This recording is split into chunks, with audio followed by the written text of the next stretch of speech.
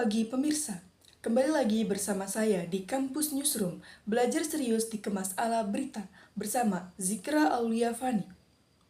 Baik pemirsa, pada pertemuan mata kuliah Teknik Reportase dan Investigasi Berita kali ini sedikit berbeda, karena dosen tidak memberikan materi secara langsung, melainkan materi pada pertemuan kali ini disampaikan oleh presentator dari mahasiswa KPI 5D. Di sini, presentator menyampaikan materi terkait integrasi tahapan produksi jurnalisme investigasi dalam kajian sifat dan tujuan penulisan berita investigasi.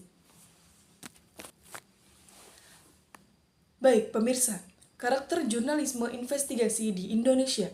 Jurnalisme investigasi berperan penting sebagai kontrol sosial yang menelusuri fakta tersembunyi di balik peristiwa publik. Jenis jurnalisme ini menuntut ketelitian, keberanian, serta tanggung jawab moral yang tinggi dalam berproses liputan.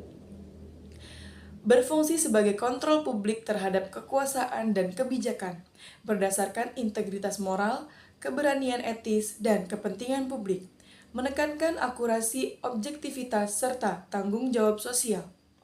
Wartawan investigasi sering menghadapi tekanan politik dan risiko pribadi. Bentuk jurnalisme investigasi di Indonesia berkembang melalui berbagai format media yang menyesuaikan kebutuhan audiens dan perkembangan teknologi.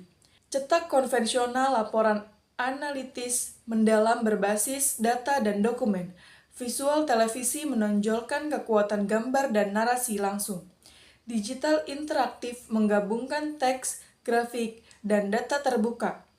Konvergensi media membuat jurnalisme lebih kolaboratif dan dinamis. Tujuan jurnalisme investigasi. Tujuan utama jurnalisme investigasi adalah menjaga keadilan sosial dan melindungi kepentingan publik melalui pengungkapan fakta yang tersembunyi, mengawasi kekuasaan dan mendorong transparansi publik, menentang praktik korupsi, kolusi, dan penyalahgunaan wewenang. Meningkatkan literasi kritis masyarakat terhadap media, menegakkan etika dan profesionalisme jurnalis. Struktur berita investigasi. Yang pertama, lead. Bagian pembuka berita yang berfungsi menarik perhatian pembaca sekaligus memberikan gambaran umum tentang kasus atau masalah yang diinvestigasi. Yang kedua, penjabaran fakta. Menyajikan data, bukti, dan temuan lapangan yang diperoleh selama proses investigasi, biasanya ditulis dengan detail dan kronologis. Yang ketiga, konfirmasi. Memuat tanggapan atau klarifikasi dari pihak-pihak yang terlibat agar berita tetap berimbang dan objektif. Yang keempat, analisis. Menjelaskan makna atau dampak dari fakta-fakta yang ditentukan di jurnalis bisa menggunakan pendapat ahli atau data pendukung lainnya. Yang kelima, penutup. Bagian akhir yang merangkum inti tema investigasi, menegaskan pesan utama atau memberi gambaran kelanjutan kasusnya. Baik, selanjutnya, laporan penulisan berita investigasi. Laporan investigasi disusun berdasarkan proses panjang yang mencakup pengumpulan data, verifikasi, serta wawancara mendalam. Setiap laporan harus objektif dan bebas dari opini pribadi. Dalam pelaksanaannya, justru perlu memegang prinsip cover both side dan menjunjung etika profesi. Laporan yang disusun harus disertai bukti kuat, dokumen pendukung, dan hasil observasi langsung agar validitasnya dapat dipertanggungjawabkan. Tahapan perencanaan riset berita investigasi.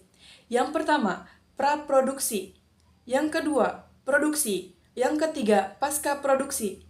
Tahapan-tahapan dari praproduksi. Yang pertama, investigasi isu dan penentuan topik. Yang kedua, riset awal. Yang ketiga, literasi digital dan verifikasi awal. Yang keempat, riset lapangan dan pendekatan triangulatif. Yang kelima, verifikasi data dan koordinasi tim redaksi. Yang keenam, penyusunan strategi produksi.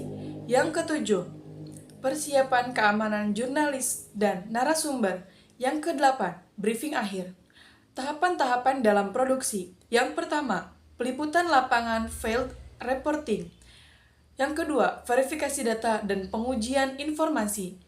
Yang ketiga, pemanfaatan teknologi dan open secure inteligensi. Yang keempat, koordinasi dengan tim redaksi dan evaluasi ketika liputan. Yang kelima, penyusunan laporan dan penggunaan data. Yang kelima, penyusunan laporan dan pengamanan data. Tahapan-tahapan dalam pasca produksi. Yang pertama, penyuntingan isi dan verifikasi akhir. Yang kedua, penulisan ulang dan penyusunan naskah akhir. Yang ketiga, penilaian etika dan hukum. Yang keempat, penyusunan elemen pendukung visual dan data. Yang kelima, peninjauan redaksi dan persetujuan publikasi. Baik pemirsa, berdasarkan pembahasan yang telah dilakukan, dapat disimpulkan bahwa jurnalisme investigasi merupakan bentuk jurnalisme mendalam yang berperan penting dalam mengungkap kebenaran di balik peristiwa publik yang tersembunyi. Proses kerja jurnalis investigasi berlangsung melalui 3 tahapan utama, yaitu praproduksi, produksi, dan pasca produksi, yang saling terintegrasi dan menentukan kualitas hasil liputan. Pada tahapan praproduksi, kegiatan difokuskan pada identifikasi isu, perencanaan riset awal, verifikasi data, serta menyusun strategi liputan. Tahapan ini menjadi fondasi liputan penting karena menentukan arah dan fokus investigasi agar sesuai dengan nilai kepentingan publik. Tahapan produksi merupakan inti dari proses investigasi di mana jurnalis melakukan peliputan langsung, pengumpulan data dan bukti, serta verifikasi fakta di lapangan.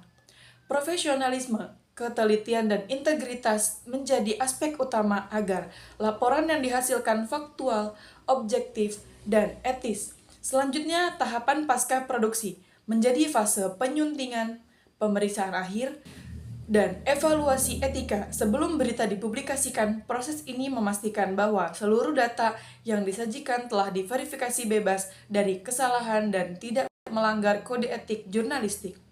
Dengan demikian, integrasi kegiatan tahapan tersebut, praproduksi, produksi, dan pasca produksi, mewujudkan jurnalisme investigasi yang berkualitas, kredibel, serta mampu memenuhi fungsi sosial media massa sebagai pengawasan publik dalam kehidupan demokratis.